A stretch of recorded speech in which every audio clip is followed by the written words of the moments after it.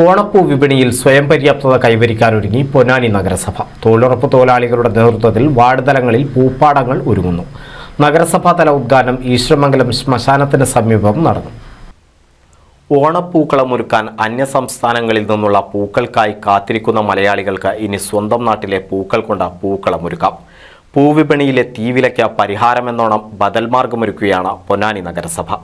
നഗരസഭയിലെ തൊഴിലുറപ്പ് തൊഴിലാളികളുടെ അധ്വാനത്താൽ വാർഡ് തലങ്ങളിൽ പൂപ്പാടങ്ങൾ ഒരുങ്ങുകയാണ്. 2024-25 വാർഷിക പദ്ധതിയിൽ ഉൾപ്പെടുത്തിയാണ് പൂക്കൃഷി വ്യാപനം സാധ്യമാക്കുന്നത്. നഗരസഭാ പരിധിയിലെ വീടുകളിലേക്ക് ആവശ്യമായ പൂക്കളെല്ലാം തദ്ദേശീയമായി ഉൽപ്പാദിപ്പിക്കുകയാണ് ലക്ഷ്യം. ചെണ്ടുമല്ലി, ജമന്തി എന്നിവയാണ് ആദ്യഘട്ടത്തിൽ നഗരസഭ പൂപ്പാടത്തിൽ നട്ടുവളർത്തുന്നത്. പദ്ധതിയുടെ ഉദ്ഘാടനം ഈശ്വരമംഗലം ശ്മശാനത്തിന് സമീപം നഗരസഭാ ചെയർമാൻ ശിവദാസ് ആറ്റുപുറം ചെണ്ടുമല്ലി തൈകൾ നട്ട് നിർവഹിച്ചു. സ്ഥിരം സമിതി അധ്യക്ഷരായ രജീഷ് ഉപ്പാല, ടി മുഹമ്മദ് ബഷീർ, കൗൺസിലർമാരായ K V Babu, V P Prabeesh, Shali Pradeep, K Naseema, Radhakrishnan, തൊഴിലുറപ്പ് A E Nikhil, K Divakaran, CDS president Dhanya എന്നിവർ പങ്കെടുത്തു. NCV news Ponnani.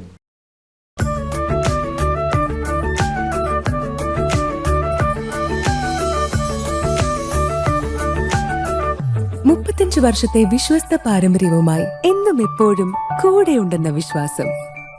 Basit wedding mall, Basith arcade, Poonkottukulam, Tirur.